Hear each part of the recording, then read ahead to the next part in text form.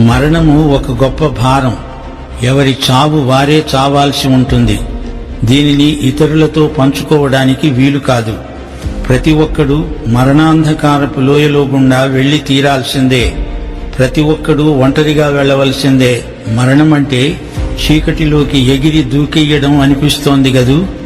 అయ్యో దేవా, ఈ చీకటిలో నేనొంటరిని అని ఆక్రందన చేసే పరిస్థితి ఎంత ఘోరం. మరణ భారాన్ని నీకోసం మరో మానవుడెవడూ మొయ్యలేడు.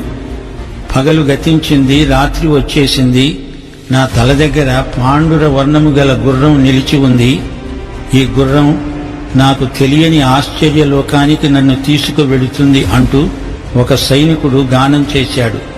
ప్రతి మనిషి ఎదుర్కోవలసిన మరో సంఘటన ఉంది. అదే బేమా అనబడే న్యాయపీఠం. ఇది యేసుక్రీస్తు వారి న్యాయపీఠం. ప్రతి క్రైస్తవ విశ్వాసి దీన్ని ఎదుర్కోవాలి. న్యాయపీఠం ఎదుట హాజరు కావాలి. న్యాయపీఠం విశ్వాసులకే ఉద్దేశించబడింది. క్రైస్తవ విశ్వాసి ప్రతి ఒక్కడూ న్యాయపీఠము ఎదుట హాజరు అయి తీరాలి.